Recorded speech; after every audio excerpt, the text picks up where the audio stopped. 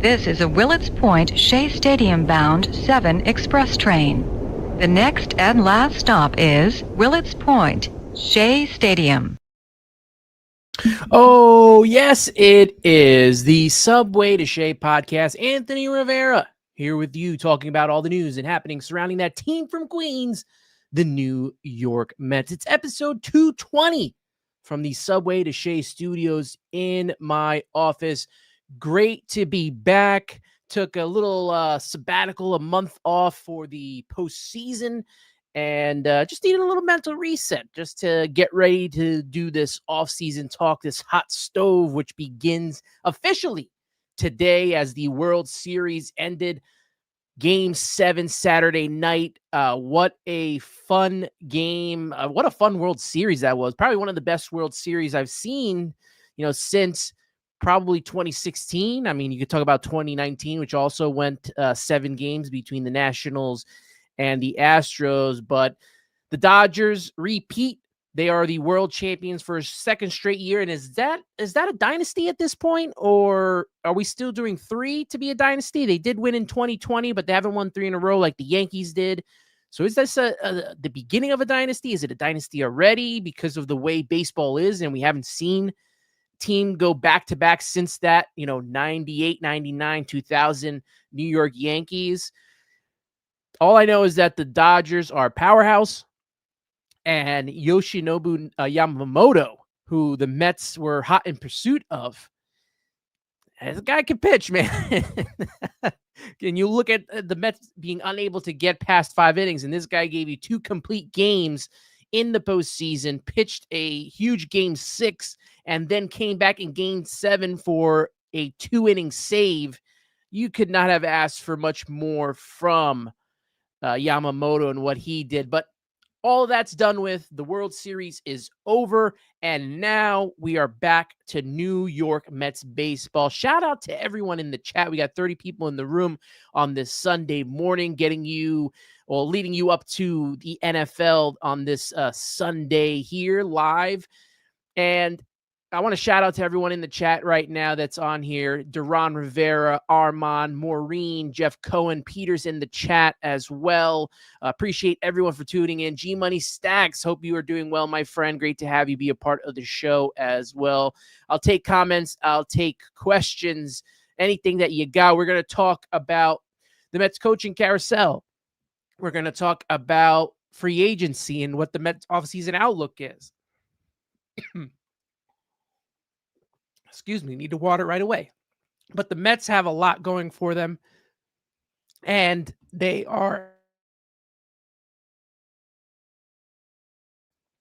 Mets got a lot going for them this offseason, a lot of work that has to be done because, look, they could be without Pete Alonso and Edwin Diaz, and they need starting pitching. They need relief pitching. There's a lot of stuff that this team needs to get done.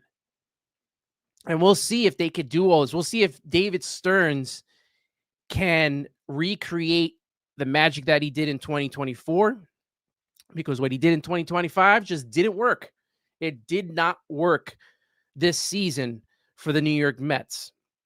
You can try the reclamation projects. You can try this lightning in the bottle type way of doing things, but it doesn't strike twice a lot. So the Mets are having to it feels like they're kind of having to restart again. And it feels like it feels like 2024, beginning of 2024 again, or should I say 2023, the end of 2023 into 2024 again, where we kind of don't know where this team is at. And I agree with Maureen in the chat. No more reclamation projects. I mean, if you're going to do it, one maybe, but to have this many like the Mets did last time, I just don't know.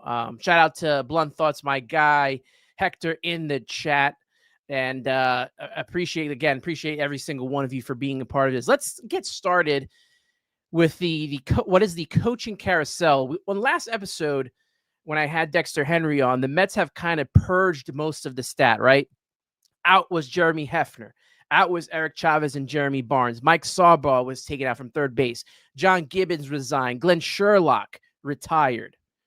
And now we also know that Desi Driscoll, who's the assistant pitching coach, left. He had the opportunity to speak with whatever team he wanted to, and he's going back to the New York Yankees. The big surprise to me was Antoine Richardson, first base coach. They couldn't come to terms on a contract extension, and I think it was Andy Martino of SNY who said, if you're looking for an explanation for the Mets loss, the coach, they wanted to retain Antoine Richardson. I'm guessing it would all make sense in early November, which that is now. The team did everything it could to re-sign him, but he clearly wanted to become a free agent. From experience, I would speculate that this typically means a coach simply has somewhere else he or she wants to go, working with a friend or former coworker. A lot of speculation was that he wants to be a bench coach. So we'll see what happens there. But Antoine Richardson was a huge part of why the Mets scored a lot of runs last season. As a team last year, the Mets stole 147 bases, which was fifth most in baseball. They were only caught 18 times, which is the second fewest. They set a club record of 39 stolen bases in a row without getting caught. And obviously, Juan Soto had his best statistical year and stole the most bases of his career with 38 in 2025. He got the best out of this group that wasn't really fast. And that's the concern with me with losing Antoine Richardson to me. Obviously, he's replaceable. And a lot of people on X and on social media are saying, the coaches only do so much. They're only a part of it so much. It's all on the players and all that stuff. But when you have a team that is not, I guess, physically fast, right? Juan Soto isn't the fastest person in the world. Mark Vientos isn't fast either. We got a lot of people on the roster that are not fast, besides maybe Francisco Lindor kind of is fast. But the rest of the roster, Luis Angel Acuna, he's probably fast, but he's not starting every day. You got Antoine Richardson to get the best out of a team that was not generally fast. Is the next guy going to be able to do that, or is Stearns going to make this roster faster? And you got Jeff McNeil. Pete Alonso wasn't fast. Brandon Nimmo, I feel like he's on a bad leg. He's not as fast as you think he could be batting in the leadoff spot when he used to. So he wasn't generally stealing bases. So this is going to be a very interesting hire, considering that Antoine Richardson did so well. I thought at the very least he was the one coach that was going to be retained and they would have done anything to bring them back. It seems like they did from Andy Martino. He just doesn't want to be in the Mets. So David Stearns, he's got a lot of work cut out for him. And as Hector says in the chat, it is a pivotal offseason for David Stearns. The evaluation time is over when it comes to these players. You kind of know what you got. The only, I guess, evaluating is maybe Brandon Sproat and Jonah Tong and Carson Benj if he somehow makes it to the roster, as well as Jet Williams. And if you haven't seen the interview, Metcast, Ray from Metcast interviewed Jet Williams. Check that out. That just came out yesterday. That was a pretty good interview. But maybe those are the guys that you're really doing the evaluation. Everyone else, I mean, you're not evaluating Lindor and Soto and Nimmo, maybe even not even Brett Beatty. Maybe he's your third baseman moving forward, unless they sign Bregman or they make a big trade. But it seems like most of the roster in the lineup is set outside of first base and center field. And David Stearns really can't miss, right? This is year 3 of David Stearns. Let's be honest. Year 1, the Mets go to the NLCS, get within 2 games of the World Series, losing to the juggernaut Dodgers. And the Mets, I don't want to say the Mets got lucky, but it was one of those magical years that everything came into place. I know David Stearns wasn't expecting that. Come on, let's be real. I don't think David Stearns was expecting this Mets team to get there. And I think that's probably part of the problem that led into 2025.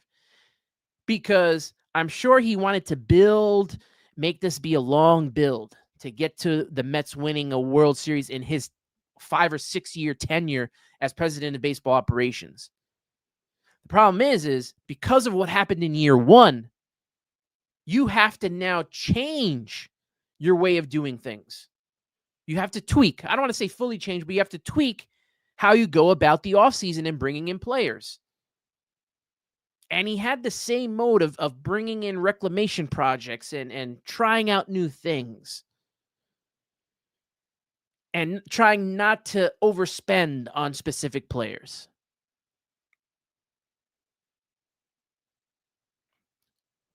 It didn't work. It didn't work. And I'm not saying that David Stearns is on the hot seat. But if this season doesn't go well and this team doesn't make the playoffs again for the second straight year with the talent that's supposed to be on this team, the talent that we're all told that is on this team, with the veterans that we have, if that's the case, David Stearns, he may finish out his tenure here, but it would be a huge disappointment if he does not get this team to a World Series after taking them all the way to the NLCS in 2024.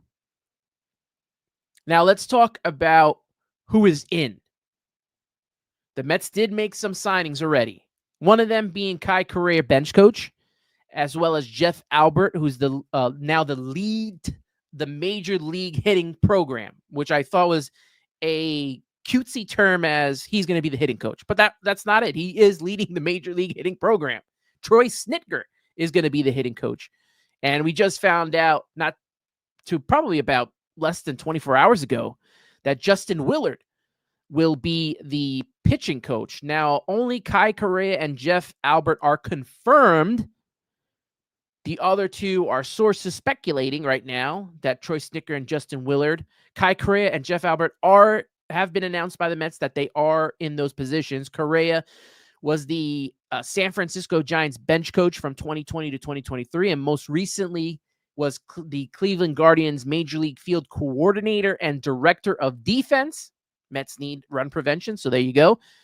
Base running and game strategy over the last 2 seasons. So I wonder, because they got Kai Correa, is he going to help out with the base running over what Antoine Richardson did? But he's not going to be the first base coach. So I don't know, a little bit of confusion there for me on that. Got to credit Pat Ragazza, who was first on the Kai Correa hire. Now let's go to Jeff Albert. Last 3 seasons as Mets Director of Hitting Development before he was promoted. Previously was the Cardinals hitting coach for 4 seasons. And I think he worked a little bit with Troy Snitker when they were both in Houston.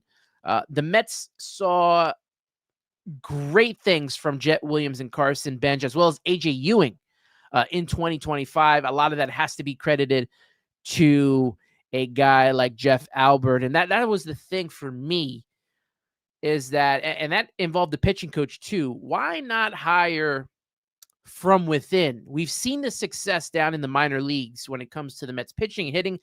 A lot of the teams in the minors won championships this year. And we've gotten to see a lot of these players grow, a lot on the pitching, a lot on the position players. And if you hire these guys from within, maybe they could help turn this team around and these kids and help them be successful in the major leagues, because they haven't seen that success, right? Brett Beatty hasn't been what he was in AAA and AA. Same with Francisco Alvarez and Mark Vientos. They have not been the same. So maybe these guys could help them out. You're not really going to do much for a guy like Juan Soto and Francisco Lindor. They're, veterans in the clubhouse. You got to work with the kids and the kids that are coming up. Troy Snitker was the Astros hitting coach for these past 7 seasons. And as we know, the Astros have been in the postseason almost every year except for this past season, probably which is why he was let go. Was hired in Houston back in 2016. And that was while Albert served as organization's minor league hitting coordinator. And If you hear the name Snitker, you know he's the son of the former Atlanta Braves manager, Brian Snitker. Now, Justin Willard spent time as a minor league coach and coordinator with the Minnesota Twins, but most recently was the Boston Red Sox director of pitching since 2023. Spent a lot of time working with the pitching coach of the Red Sox, Andrew Bailey. They broke down, and as I quote from Will Salmon's article, broke down video and data, biomechanical, pitch movement, etc., to help boost pitchers' results. Will Salmon was first on that story about Justin Willard. And what do the Mets need left when it comes to this, coaching staff? Bullpen coach now that Desi Driscoll's gone. We talked about first and third base coach as well. And I think Andy Martino yesterday said that they are very close on a third base coach. We didn't get any names, but we'll see who becomes that, and a catching instructor. So, we'll see where the Mets go to fill out this coaching staff. Hopefully they get it done before free agency really gets started, because I want him focused. I want David Stern's focus on putting together the best roster possible. And a great point by NJ Tang. Leadership in the clubhouse needs to step up, and I'm looking at Soto to step up as a vocal leader as well. It just felt like once the team spiraled, there was no one there to help them get back on track. And that's the frustrating part of this. What do you guys think of some of these coaching hires that the Mets made? Kai Correa seems a little bit younger than Carlos Mendoza. I don't know if they're around the same age or he's a little younger, but I'm surprised they didn't get him a more veteran, although they did have John Gibbons in there. And that seemed to not, works out. And that's Shark Vader Studios says coaching staff needs to be complete before free agency really kicks off. I agree. We all need David Stearns to be focused on this roster and what needs to be done. And let's get into the offseason outlook. And we're going to start off talking about this offseason outlook with Pete Alonso, because over this month, we've heard a lot of things with Pete Alonso. He's seeking a 7-year deal, according to the New York Post and Mike Puma. Let's be honest. He's not getting that from the New York Mets. As much as I want Pete Alonso back, he is not getting a 7-year deal from the New York Mets. And I think I saw something over $200 million. He may get $200 million, but he's not getting 700. He's not getting 7 years. He's just not. Last year, he signed a 2-year deal, $54 million in February, it was this year, but last season, with an opt-out after the first season. So he's opting out. He made that very clear in the post-game conference at the last game of the season. I wasn't really upset or hurt by it, but we all know that he was opting out. He didn't even have to tell us. We knew he was opting out. 2025 season for him is probably one of his best statistical seasons, definitely his best with average batted .272, 38 homers, 126 RBIs, broke the Mets all-time franchise home run record held by Darryl Strawberry. He now has 264 to lead the Mets franchise. Unlike last season,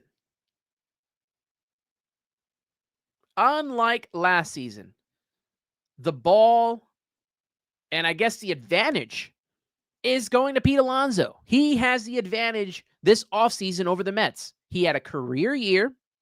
He was the best player on the team and in baseball for almost 2 months. The Mets really don't have a viable first base option at this moment in time.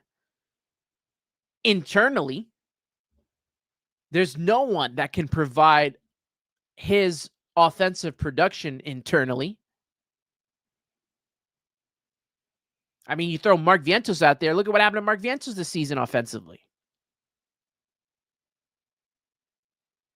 A lot of people think about maybe they'll throw Juan Soto at first base and get a center fielder.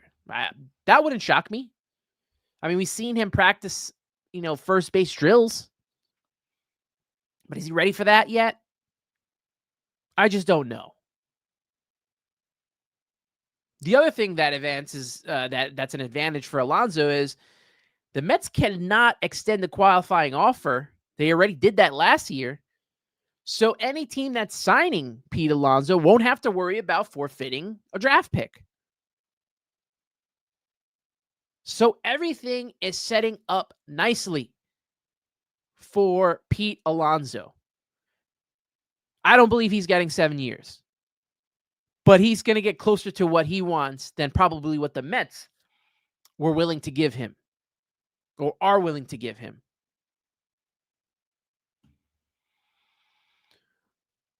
The most I would go for Pete Alonso is probably 5, maybe with an option for 6, maybe.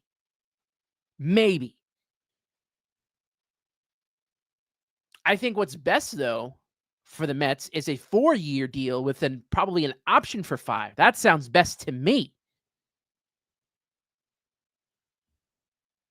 But we all know, and if you listen to the post-game pressers,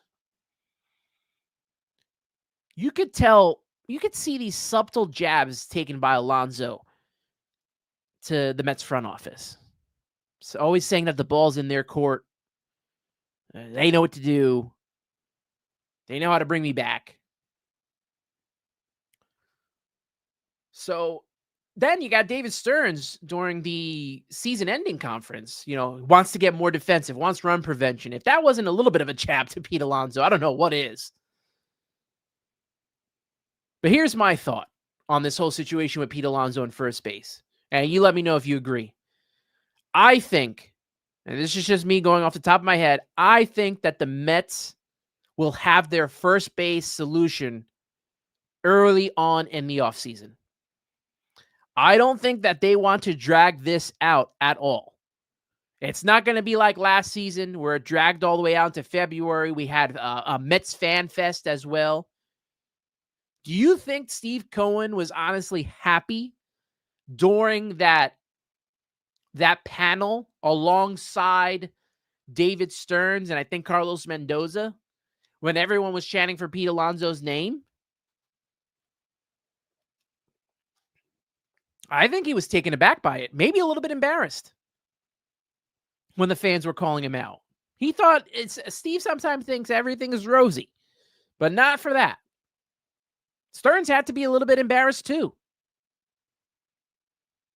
So I don't see this dragging out all the way to February. I think the Mets, whether it's Pete Alonso or someone else, the Mets will have their first base solution early in this offseason. Maybe in this next 2 months. I don't think that this drags out. I don't think the Mets want this to drag out. I don't want it to drag out.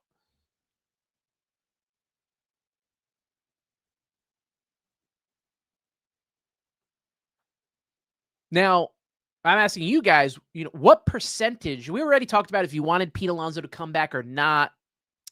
It's neither here or there. I know that there's people who want him back. There's people who don't want him back and they want to move on.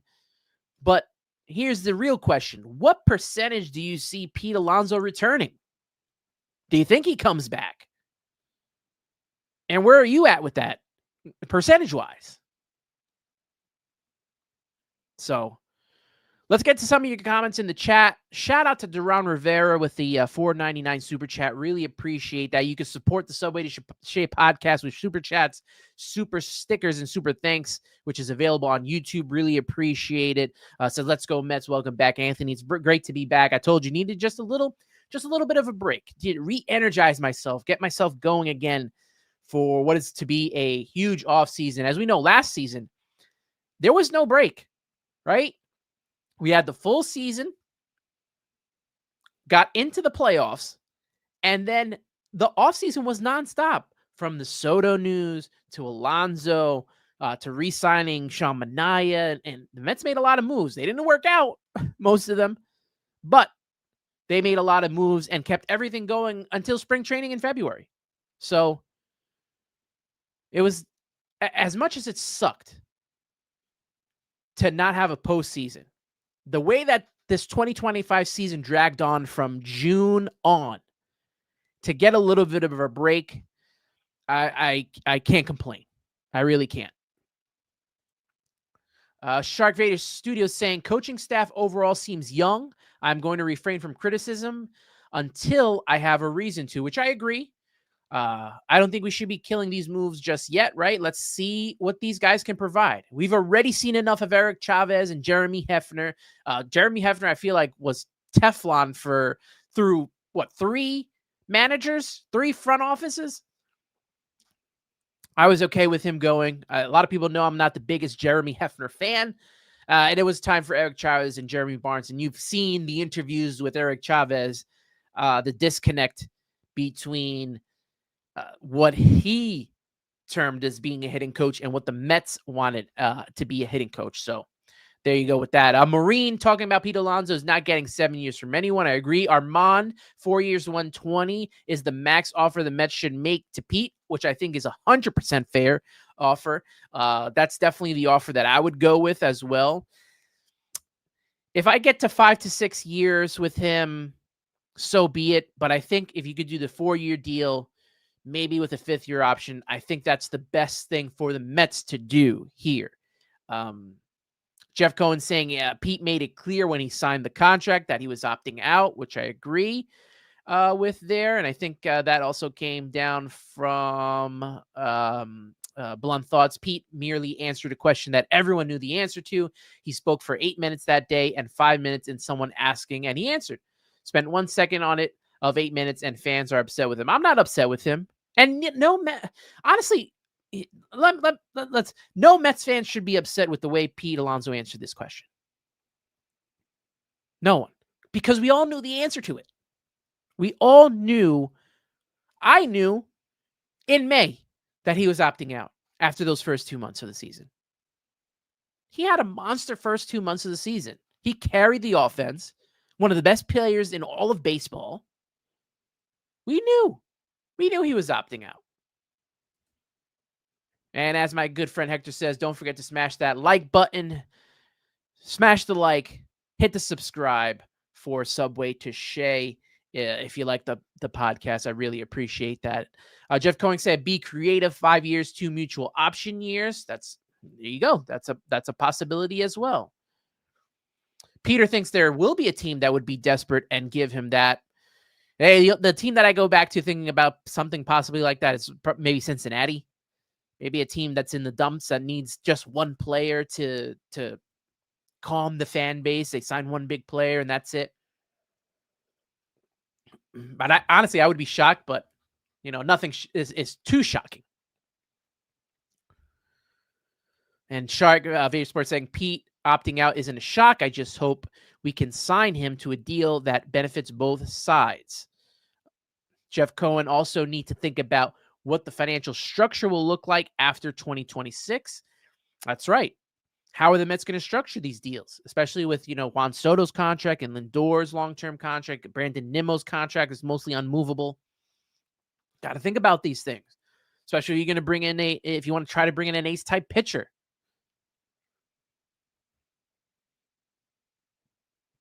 And this is a big point right here from NJ Tank. Potential lockout after 2026 looms large over this free agency. It absolutely does. Now, I wonder, too, because of that, will players be hesitant to sign deals, or will it be like that awesome free agency in 2022 where all the big players signed in November? They were all signed before Christmas. Remember the Mets did the Scherzer, Canna, Marte deals all in one day? I would love free agency to get to something like that. That's how it is in the NHL. That's how it is in the NBA. As soon as free agency hits, these guys, the big names, are signed. So that's a very important part that everyone needs to realize, is that we are probably going to have a lockout. That's what everyone's been talking about. And that's going to loom large, as NJ Tank I got to quote him, looms large over this free agency for sure. Peter saying the Mets need to build around Lindor and Soto, which I agree. They're the longest terming Mets on this roster. They will be, right? Soto, 15 years. Lindor, I think, what does he have? Like 8 or 9 years left on his 12-year deal. So Armand saying the Mets have options for first base this year if Pete signs elsewhere. They do, right? Mark Vientos can play first. Maybe you want to throw Jeff McNeil at first base, I guess. But they won't provide the production, that's for sure. Definitely not providing that production.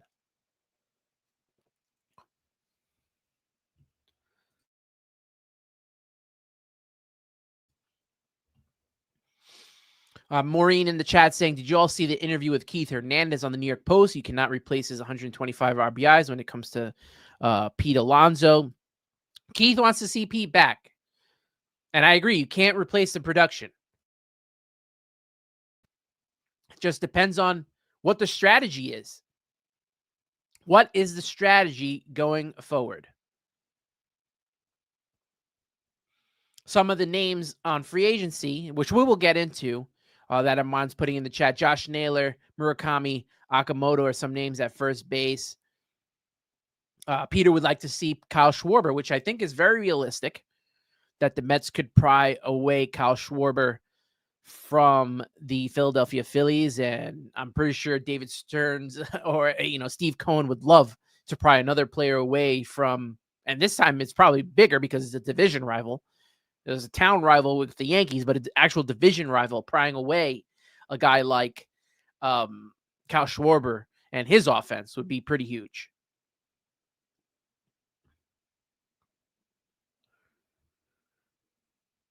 Shark Vader Sports, Shark Vader Studio is saying, I don't think that Pete will take a 4-year deal, and I can't say I can blame him. Pete and Stearns are like oil and water. They can't drag this out. Too much needs to be done. Yeah, and I don't think it gets dragged out.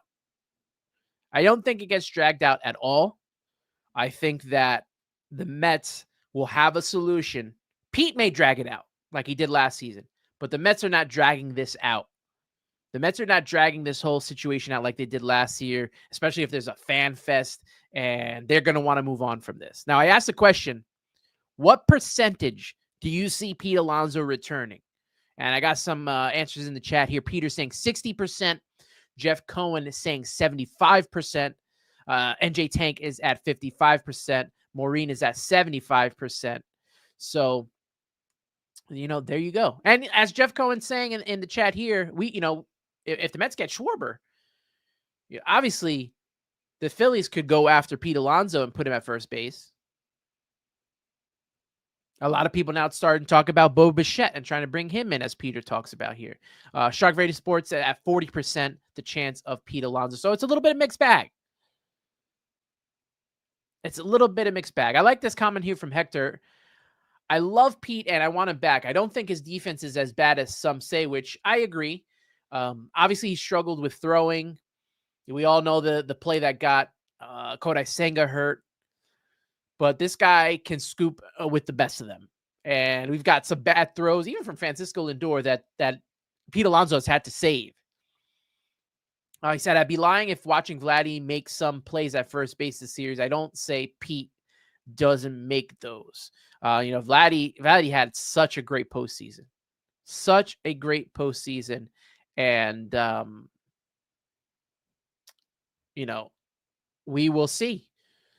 We will see if they bring back Pete and how that works out for the New York Mets. Look, Duran Rivera, I think if Pete is willing to come back as a DH, Mets would be more interested in him. But how much do you pay a DH, and what does that mean for Vientos? I'll say this: if we're worrying about what things mean for Mark Vientos, I think we're going about it the wrong way. He proved last season his struggles were just too big to be counted on in the likes of a Pete Alonso. Maybe he bounces back. Maybe he has a great season. But then do you take that great season and try to get the most out of trading him? I don't know. But if Pete does come back, a part of this is going to be, you're going to play first base for a couple of years, and then we're going to move to DH. Maureen's comment in the chat, baseball is a business, and players are going to do what's best for them and their families. 100%. 110%. Armand saying Nimmo should be the everyday DH. Thank you. I've been saying this for a long time. Maybe Nimmo's the DH and you go out and get an outfielder. Maybe you go out and get a Cal Tucker or Cody Bellinger who could play also first base. But Nimmo really should be a DH. He just doesn't look good in the outfield anymore. They signed him to be a center fielder. A year after, he's already in left field, and he hasn't been playing great left field to begin with, just at least from what we've seen here.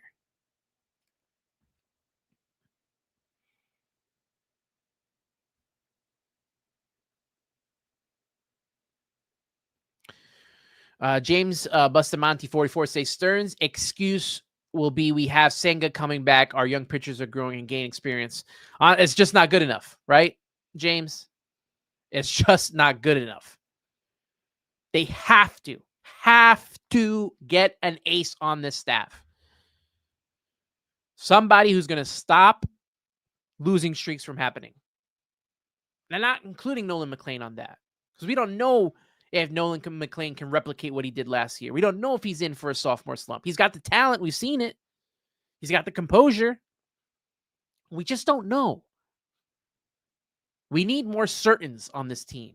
And at least one ace can help not only lead the rotation, but we saw what happened when the Mets brought in Scherzer in 2022, right? Forget about the postseason, right? Scherzer had a great 2022 for this team and helped change this rotation around with, DeGrom being injured for most of the year. Pitched very well. It didn't end well, but he pitched very well in 2022. And the Mets need an ace to lead this team, to lead the kids. They need to lead the young pitchers. I'm not counting on Senga. Honestly, James, I don't know if you agree with this, but if you could find a way to trade Senga, I would consider it. Duran Rivera saying Mets have a logjam at DH. Vientos, Nimmo, potentially Pete. Something has to give. Well, Pete, not just yet, but definitely Vientos, definitely Nimmo. Lefty, righty, maybe they switch it up. Who knows? Armand saying 10% doesn't believe that Pete is going to be back. All right, we're going to change up the conversation here. Let me get one more in here. Hector saying 40% chance Pete comes back. He feels disrespected by the Mets. I don't think Stearns will be willing to pay the premium it will take for Pete to come back, and possibly. Henry Del Valle saying Tariq Skubal is the ace we need. We'll get into him shortly. So hold that thought, Henry. We will get into Tariq Skubal as we move forward. And now I think it was G-Money Stack saying, well, what about Edwin Diaz? Is he coming back also? I'm glad you mentioned that because that's who we are talking about next in our off-season outlook, Edwin Diaz. Now, he did not opt out just yet, but the thought is that he will. This past season, 6-3, 1.63 ERA, and 28 saves. I want Edwin Diaz back. Just look at the state of the Mets bullpen. Look at it. What it would be like if Edwin Diaz is gone. Now, I know relievers can be Jekyll and Hyde. It's very a volatile position. But as Peter says, Diaz is probably the Mets' first priority. If they are signing between Diaz and Alonso, Diaz is probably the first priority here.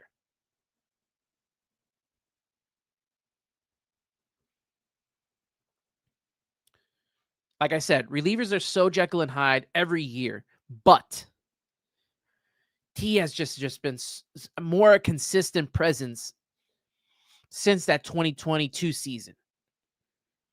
2023, obviously he was hurt, but he was good in 2022, good in 24, and it felt like he was kind of back to that 2022 guy in 2025. Now, another consideration here is, does Edwin Diaz decide that he wants to play in the WBC? Like, does that factor into the Mets' decision in signing him? I would think not. And I don't know if Edwin Diaz wants to play in the WBC after the injury. But I think that Diaz 100% should be back. I really do. I mean, who's going to close for this team if he's not here? We could barely get to him in the 9th inning.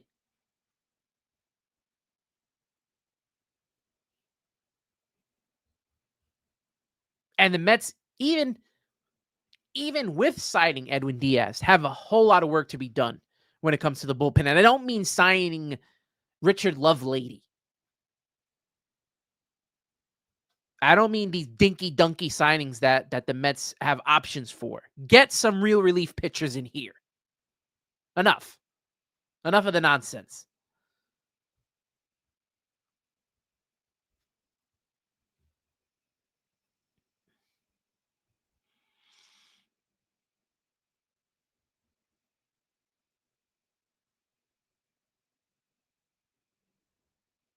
Jeff Cohen saying Diaz will be back, no doubt in his mind.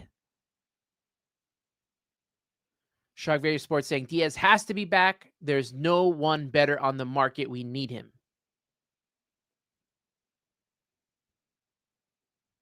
Jeff Cohen also saying no way he plays in the WBC. I'd like to see him at the QBC, which I'll be talking about over the next coming days. Maybe at the end of the show, I'll talk a little bit about the QBC. Mike, stuck in the 70s, says, Diaz, Alonso, keep bringing back the same cast that you always lose with. So who are you bringing back, Mike? Who are you replacing them with? I think Pete Alonso is probably more replaceable in terms of who's available. But who are you replacing Edwin Diaz back with? And it's not Edwin Diaz and Pete Alonso aren't the cast that you're losing with. There's other players on that Mets team that cost this team much more than what Edwin Diaz and Pete Alonso put together.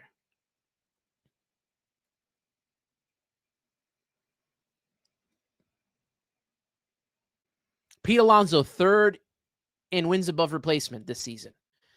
Edwin Diaz, 5th. So top 5 here.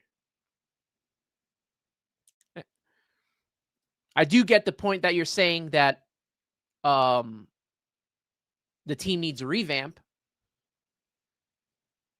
But those are the 2 guys that to revamp, not others on this roster that you should probably be trying to move. I would think I would try to move a lot more guys. It's just a lot of work. Well, I think we can agree that a lot of work needs to be done. A lot of work needs to be done.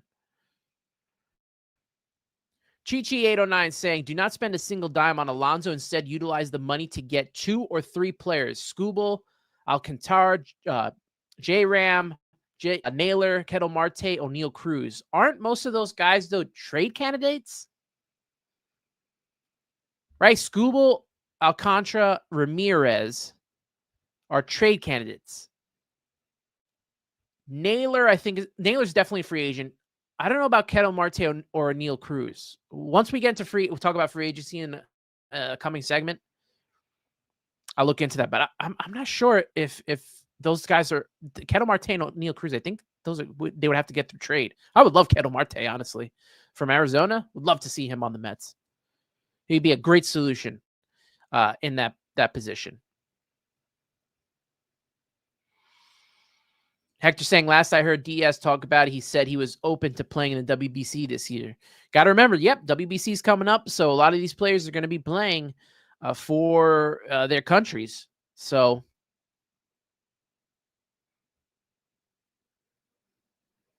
we'll see if he decides to play or decides to take this one out because of the freak injury that happened.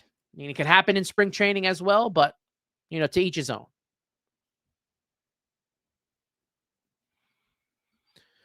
G-Money Stack saying Josh Naylor had no speed. Kettle Marte is still on a long contract. Naylor may have no speed, but I think he's probably the best to get close to what the production is that Pete Alonso provides. Probably him or trying to think of the other first baseman that is not coming to my mind, but Josh Naylor. Some people think Eugenio Suarez is going to be moved to first base. That's another guy that hits a lot of home runs and RBIs.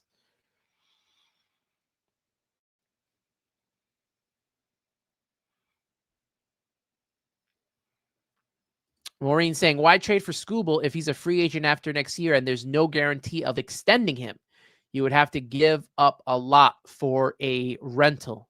That's a very important comment, and you have to consider that situation when it comes to trading these guys. If he's going to be a free agent, why are you going to trade? Let's get right into free agency because that's what a lot of people want to talk about. We are going to get into free agency and what the outlook is here. I got to know from you guys, what is the most important need? Because these are the needs that I have for the Mets right now. Starting pitching, getting an ace in here is very important. Maybe a bigger priority to me than bringing back Alonso is getting a starting pitcher in here. That's going to be an ace of the staff. That's going to kill losing streaks. That's going to pitch at least, 6 innings. Can we get 6 innings? I mean, maybe 7 is asking for much, but can we get 6? Give us 6 innings. You need a right-handed. Also, I said starting pitching ace. Relief pitching is a must need, and especially if Diaz leaves, you're going to need a closer. First base, obviously. Center field. And maybe DH. I threw at the end of there. When it comes to position players in the lineup, they need a right-handed bat in the lineup. They're very left-handed. Very left-handed. And as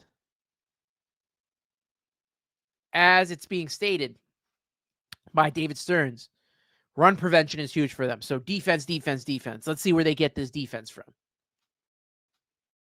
Because a lot of the people who committed errors are going to be on this roster and in the lineup. Right? Lindor committed a lot of errors. He's not moving from shortstop. Third base wasn't great until Brett Beatty took over, and he's good. Second base was a revolving door. Nimmo is getting older, and I don't know how much longer he's going to play left field. Center field, outside of Tyrone Taylor playing great defense, they had no center fielder. And then we know what Juan Soto is in right field. He's not bad. He wasn't as bad as he was in 2024. But I just don't know how they're going to get to become a more defensive team. Is it going to be, what was it? Is it going to be Kai Correa, the director of defense, the bench coach, helping them play better defense? I don't know.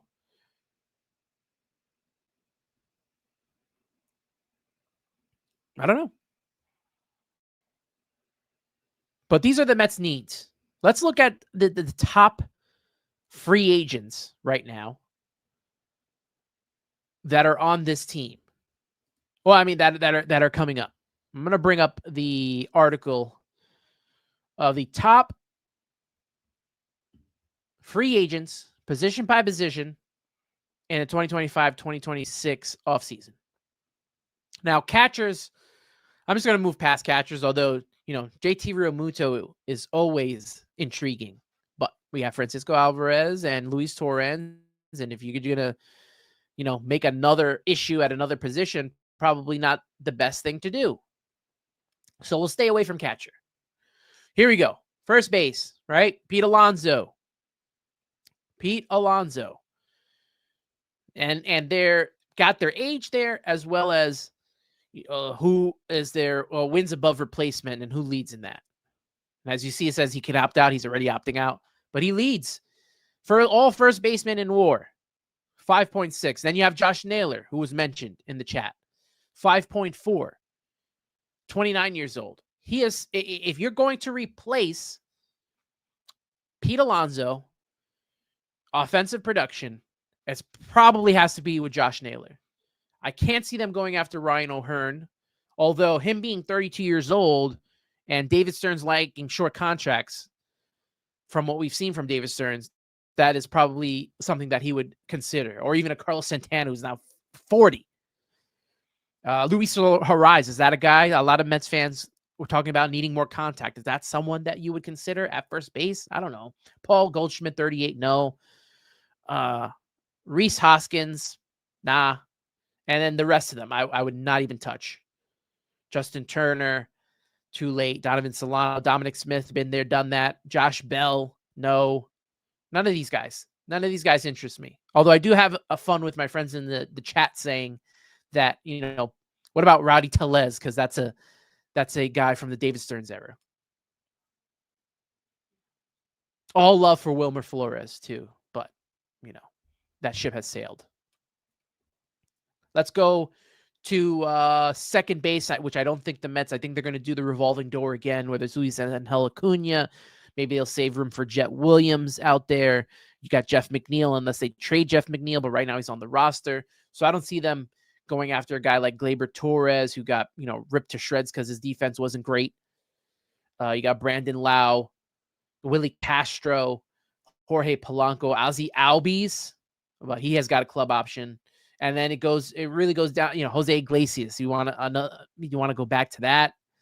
Dylan Moore, like these. This is just, I think they're going to stay away from second base. Shortstops. Miguel Rojas. They're not going to do that. Is there a possibility that they could, and a lot of fans have been talking about that just because he's had a good postseason, but Bo Bichette, try to move him to second base? I don't think that happens. I think he'll get a hefty deal to play shortstop somewhere, whether it's Toronto or somewhere else. So I think staying away from shortstop. Here's an intriguing thing to me. He's got speed,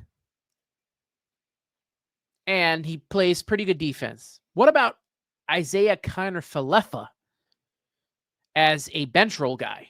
Is that something that people would consider? I think of defense, run prevention, possibility maybe.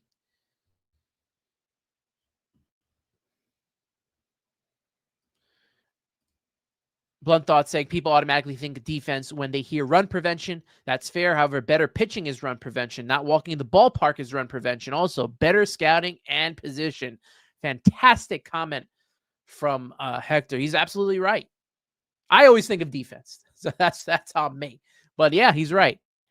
Better pitching. Not walking the ballpark, which has been the Mets' biggest bugaboo this past season. You look at third base here as well, which, G-Money Stacks saying that Brett Beatty has to be the primary third baseman in 2026. But what if,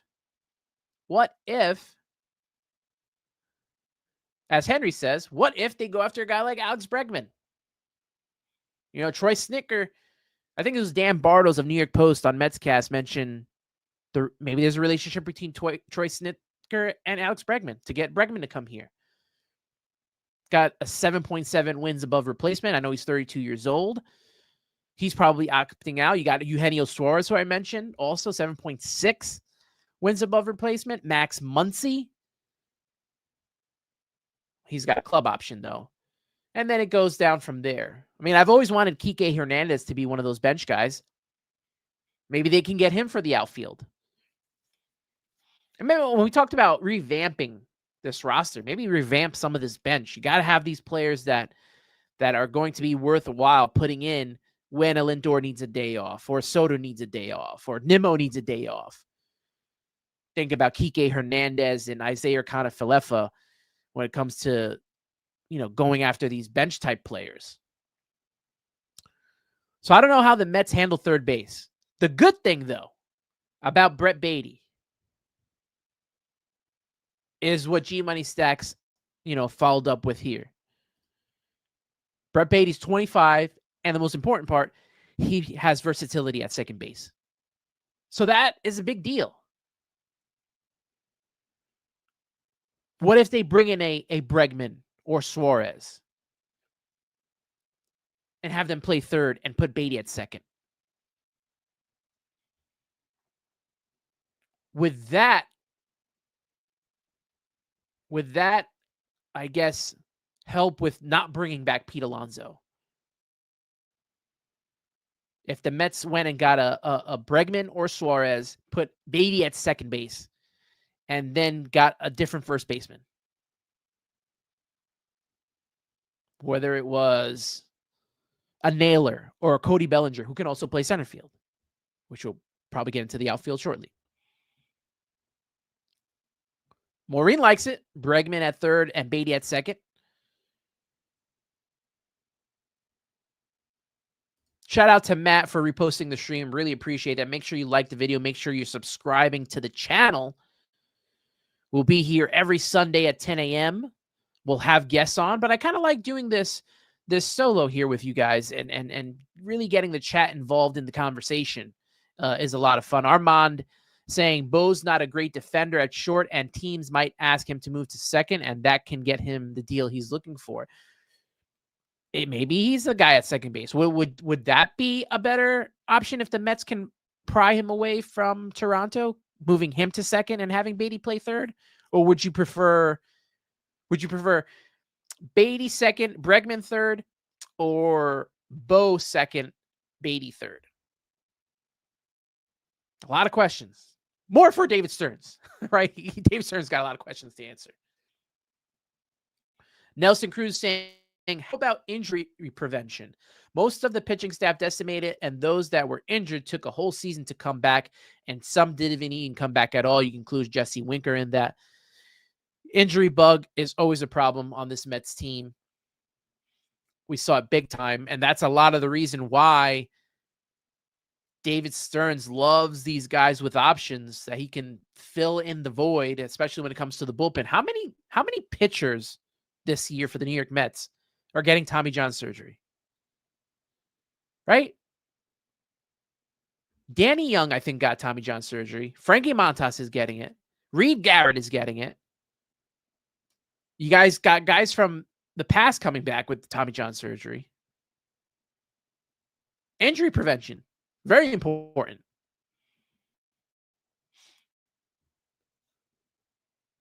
Henry Del Valle saying in an interview for Metscast, Jet Williams said that he idolizes Bregman.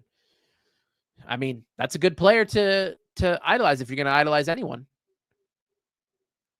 Duran Rivera saying, if Arise could run and play defense, it would be intriguing. With his contact skills, look at how World Series ended this year with a slow contact guy in Kirk of the Jays. Yeah. Defense, speed, something that the Mets really lacked, even though they stole a lot of bases. And that was all thanks to Antoine Richardson. Chi-Chi with a good comment here. We definitely need decent players for the bottom of the lineup. Our current guys are not built for it 100%.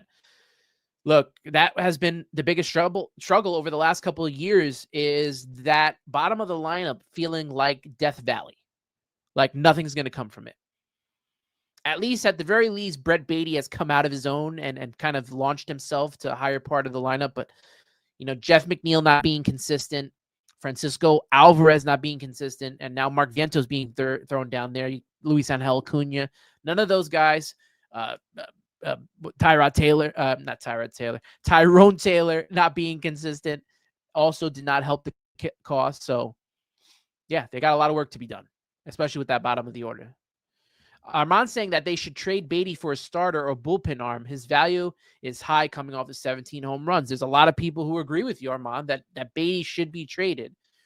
So if they trade Beatty, I mean, I can't have Mark Vientos be the only third baseman there, right? So they would have to get a Bregman or Eugenio Suarez or even a Bo Bichette. They'd have to do something.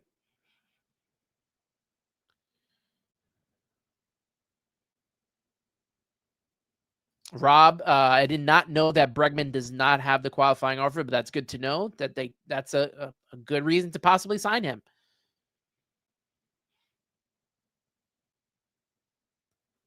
Maureen saying she loves the solo subway to Shea, more chat involvement, and I love it as well. And we'll continue to do more shows like this. Maniac Met saying bring back Ryan Helsley. Yeah. The LOL at the end says it all, my friend.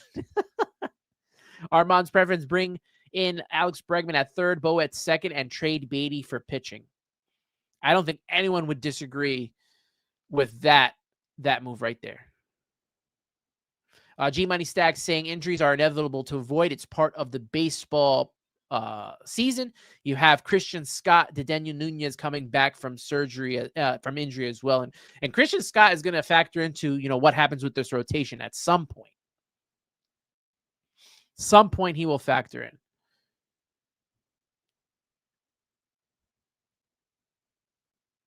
Duran Rivera asking, if Mets don't trade Mauricio, do you think he would ditch batting righty a la Mullins? I mean, if they could get him to do that in spring training, probably. Probably. He's a better left-handed hitter than he is right-handed. Probably should not have come up this season, but injuries to Mark Vientos and a lot of this infield set that in motion to have him come up way early than he should have been. Appreciate the chat. Over 155 of you guys in the room. Let's look at some of the outfielders. So Mets are going to need them. There's really no one for left field that's pretty much taken by Brandon Nimmo, outside of getting someone to come off the bench. Like you got your bench guys. Jesse Winker, I think, is done. He's not going to be coming back to New York. It was a fun run while it lasted. You got the Confortos and Canna and Phams, Jankowski, Verdugo, Chris Taylor. Here's where we got to look, and at center field. Because the Mets need a center fielder. If Pete Alonso's not coming back, I assume that you have to consider a big consideration has to go to Cody Bellinger, who not only can play first base, but can play center field. Has 7 wins above replacement. That's better than what Pete Alonso provided.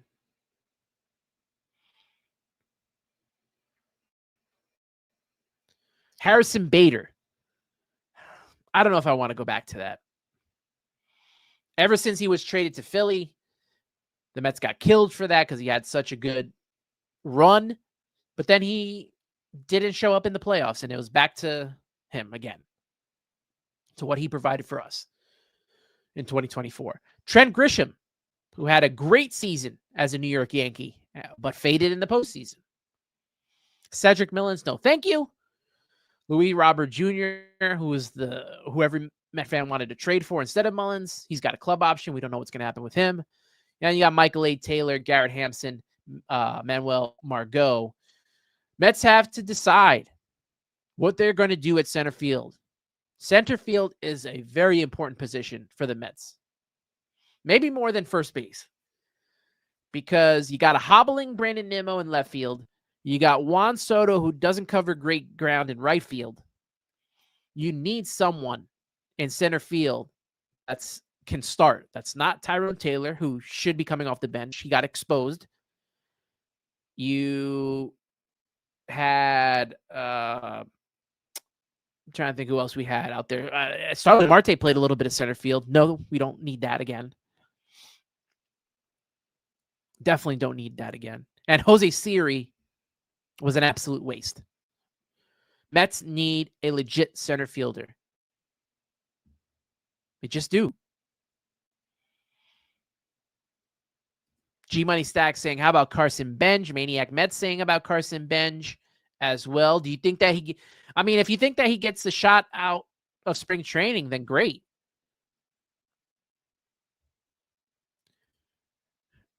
G saying, I'll take Roberts for center field as well. And it all depends on if the club, they do the club option there. So, we'll see here. Right field.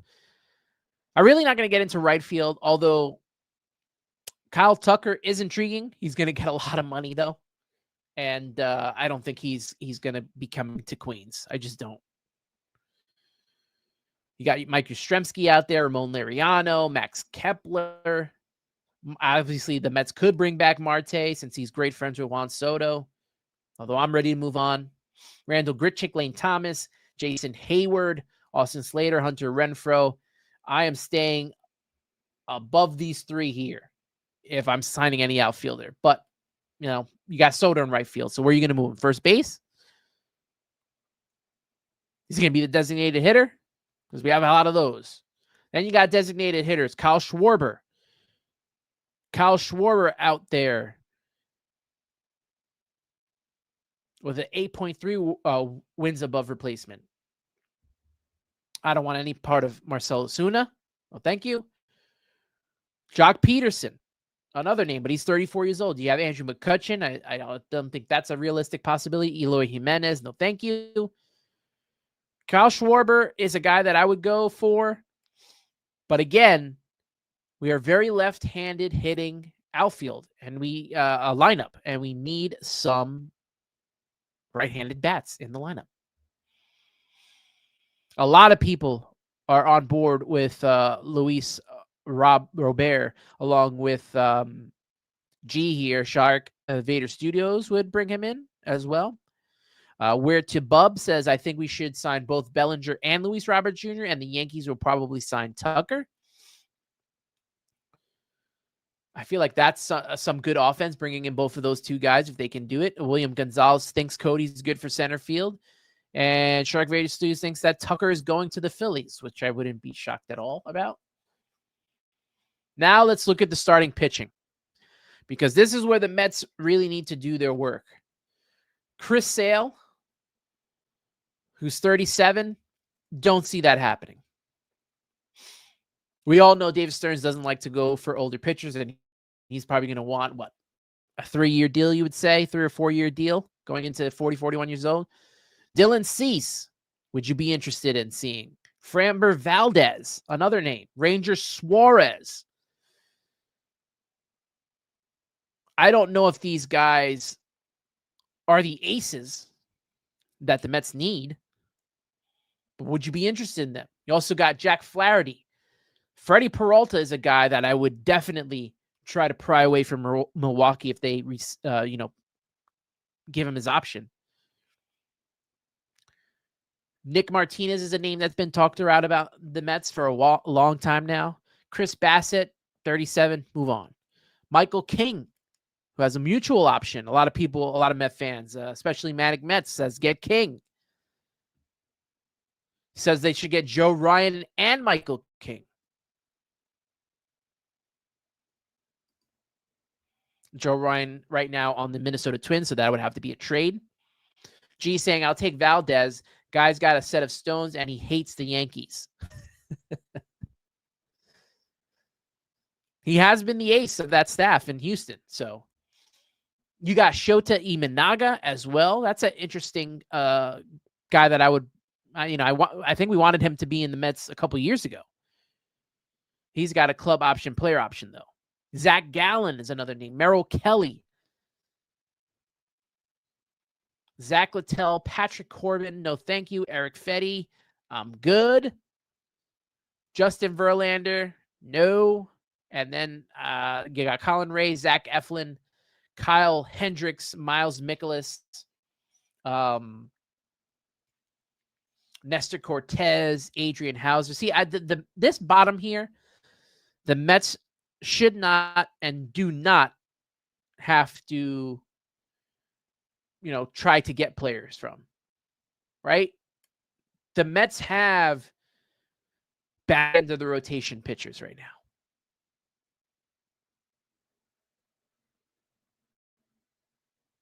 Like, would you waste your money on some of these guys or just allow Brandon Sproat to be in the rotation? Christian Scott also coming back from Tommy John surgery this season. Got to think of these guys. That's why I say they need at least an ace. Maybe bring back Griffin Canning, or maybe not, because that was more of a Jeremy Hefner project. But I am staying above this list and ending it probably around Zach Gallen. So now Zach Gallen, I don't know if he's an ace. The Mets need an ace, But if you want to get better in the rotation, these are the names you're looking at. Outside of probably Chris Sale, who's 37 years old. No. We got Dylan Cease, Framber Valdez, Ranger Suarez, Jack Flaherty, Freddie Peralta, Nick Martinez, Chris Bassett. I'm staying away from you so you can knock him off the list. Michael King, Shota Imanaga, Zach Gallen. If you can't get these guys via trade, the big names, who would you be most intrigued by? That's on this list that I have right here for you. We'll get into the trade candidates shortly. But who from this list would you sign?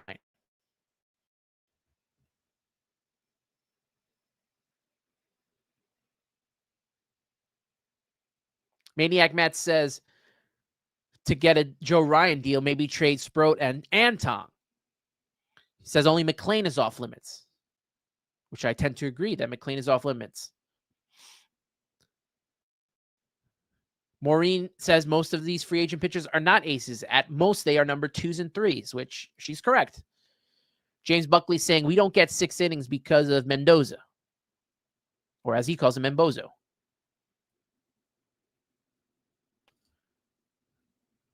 Where to Bub saying probably best one here is Ranger Suarez. And he agrees that Canning should come back. Armand saying there are a few ace pitchers. Skubal and Skeens are aces in my opinion, which 100%. 100% Skubal and Skeens are the aces.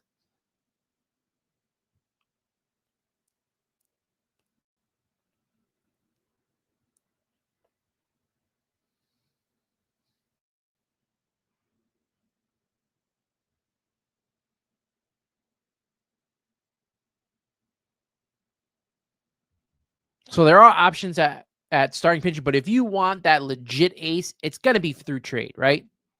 It's going to be through trade.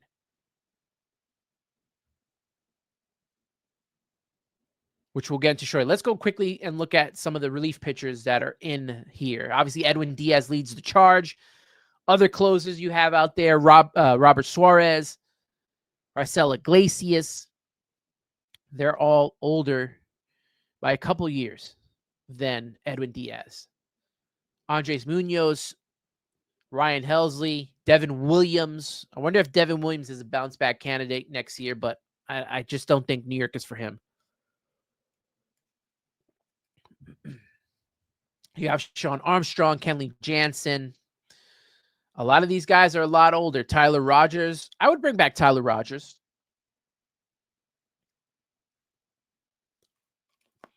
I liked his arm angle. I like what he provided for the Mets.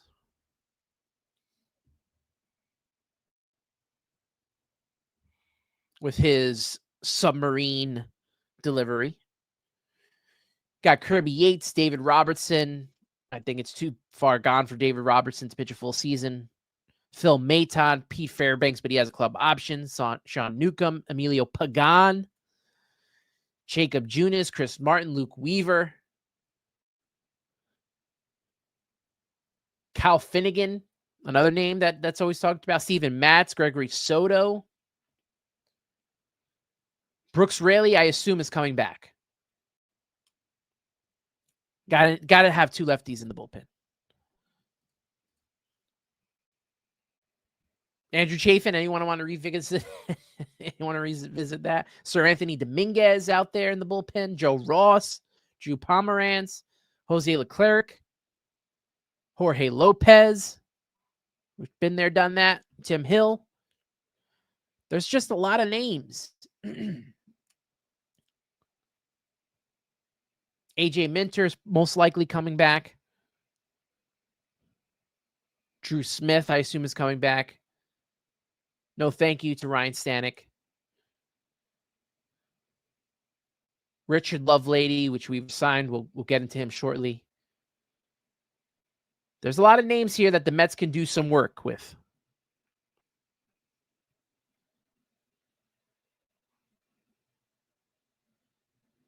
A lot of names. And I hope that right now or Monday morning that David Stearns is looking at these guys and trying to figure out what are the best options to put in this bullpen. And I'm not talking about guys that are going to be up and down every other day. I mean, how many moves did we see get done? How many moves did the Mets make to this roster over the year? How many times did we see roster moves? Every day there were roster moves. I want to stop that from happening. Get some legit relievers in here and get us an ace.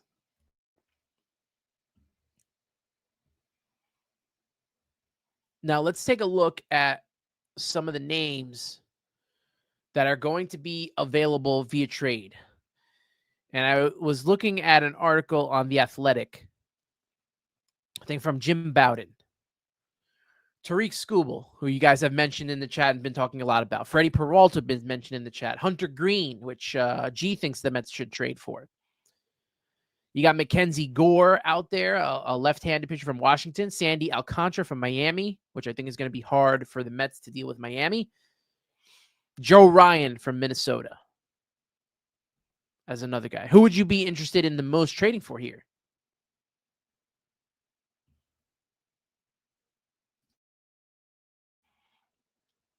Obviously, everyone wants Tariq Skubal, but be prepared. Even if he's a free agent next year, be prepared to give up a lot. Because I've already seen some of the simulator trades, and you're going to give up a lot to get Tariq Skubal. If that's what you want, cool. I want Tariq Skubal. I am not married to any prospect. But he's going to wipe some of your farm out. That's for sure.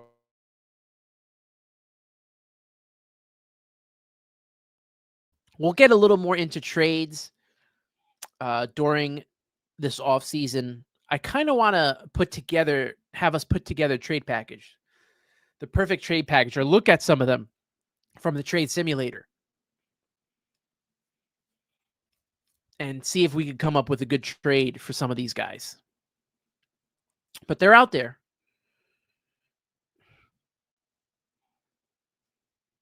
All I know is this, is that David Stearns can't do what he did last offseason. Or the last two offseasons when it comes to pitching.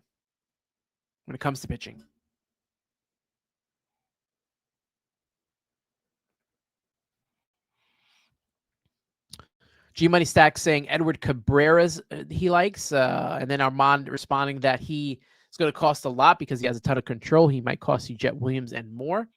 Probably will cost you more than Sandy Alcantara. John Talento saying, I'm not trading McLean, Benj, or Tong. Those players are off the table. I didn't say Jet Williams, though. Or Sproat. I agree that McLean is probably... McLean's got to be in this rotation. We need starting pitchers. He's got to be here. Got to be in the rotation. All right, guys, as we wrap up this show here today, a couple of news and happenings surrounding this team from Queens. The Mets signed left-handed pitcher Joe Jakes, minor league deal that includes an invitation to big league spring training. His MLB career ERA, get this, 5.46 in 25 games, 24 relief in 7 minor league seasons. He has a 4.19 ERA, including a 6.02 ERA this past season. That sounds like a David Stearns optional pitching guy to throw up and down, because those are some of the guys he likes. Richard Lovelady, talked about him earlier. Signed a 1-year deal, 6.30 ERA this past season. Gives the Mets depth along with Jakes, AJ Minter, and Brooks Raley. Get this, it's a major league deal for Richard Lovelady. See how that works out for the Mets. And then a couple of things, a couple of awards. David Peterson and Luis Torrens, Gold Glove finalists at their position. And Juan Soto, Pete Alonso, and Francisco Lindor were named NL Silver Slugger Award finalists. Now, a couple more comments before we wrap up here. Armand saying Scuba's not going to cost a lot because he is a 1-year rental. Brewers and O's traded for Corbin Burnes, and the recent is the best example. There you go. I totally forgot about that trade. Hopefully, though, if we were to trade for Tariq Skubal, he's not gone like Corbin Burnes was. G Money Stack saying, if you want to trade Christian Scott to the Tigers, as Hector said earlier, who would you get in return? Well, I mean, if you're trading with the Tigers, you're wanting Tariq Skubal. So I guess you're centering a package not headlined by Christian Scott, but he's going to be a part of it, I would assume. I'm only trading for Skubal if I'm going to Detroit. Two Cats saying the only team that can stop the Dodgers dynasty is the Mets. I sure hope so. But a lot of work has to be done this offseason. A lot. Way too much work for me to feel comfortable in that happening just yet. This front office has a lot of work to do. This coaching staff has a lot of work to do. And the players have a lot of work to do on themselves. Because they allowed that, somewhat collapse to happen. They were on the field.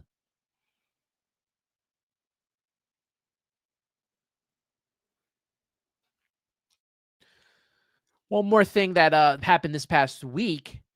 I will be a part of the Queens Baseball Convention, the State of the Mets panel, hosted by the great Mark Healy, alongside Dan Bartles of the New York Post, alongside Ibby from Till Mets Do Us Part, and WFAN's Lori Rubinson.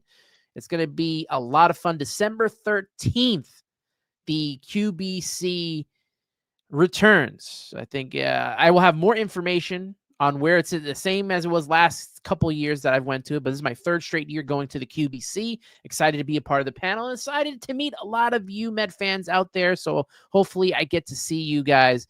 I know that they have Jesse Orozco from the 1986 Mets is going to be there.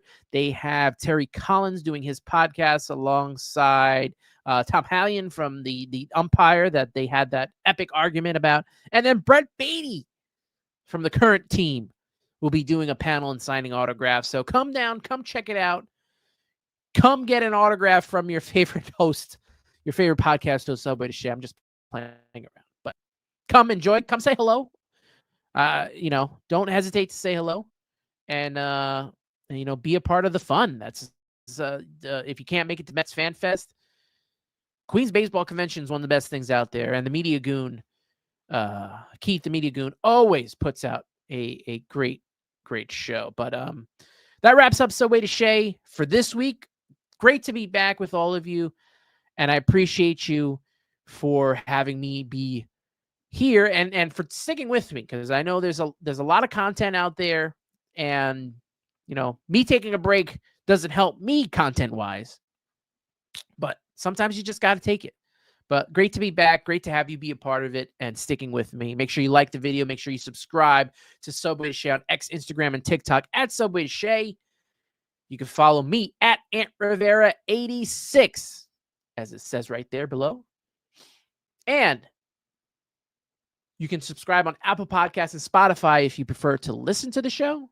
But if you want to be a part of the chat, if you want to be a part of the conversation, you're doing that on YouTube. Like the video, subscribe. Shout out to all 172 of you that have been a part of the show today and have watched.